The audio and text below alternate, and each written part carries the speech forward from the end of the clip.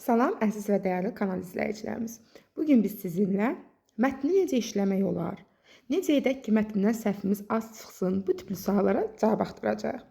Əvvəla, demək istərdim ki, mətn suallarında heç vaxt birinci mətni oxumağa tələsmirik. Nə üçün? Çünki birinci suallarla tanış olmalıyıq. Bəzi suallar var ki, bunlar mətni oxunmasaq belə həll edə bilərik. Məsələn, hansı suallar? Tutaq ki, tüm qara hərflərlə verilmiş sözün mənasını tapın və yaxud da altından xətt çəkilmiş cümlə ilə bağlı doğru fikri seçin. Bunlar üçün mətni oxumağa ehtiyac olmur. Ona görə də bu bizi deməli müddət etibarı ilə qabağa atmış olur.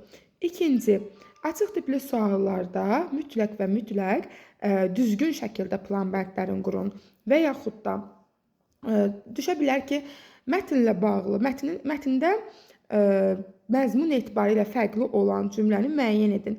Bu cümləni artıq siz bu sualı bildiyiniz üçün mətni oxuyanda diqqətli olacaqsınız ki, bu cümləni tapasınız. Və yaxud da mətni oxuyarkən ardıcılığa xüsusilə diqqət yetirmək lazımdır ki, hansı hadisədən sonra nə baş veribdir.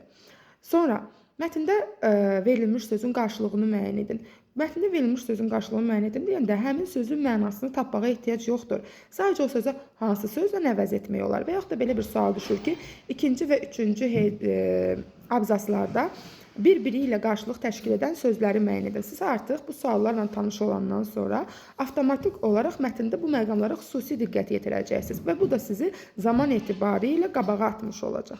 Bu tipli videolarla tanış olmaq istəyirsinizsə kanalımıza abunə olmağı və videonu bəyənməyi unutmayın. Sağ olun, özünüzə yaxşı baxın.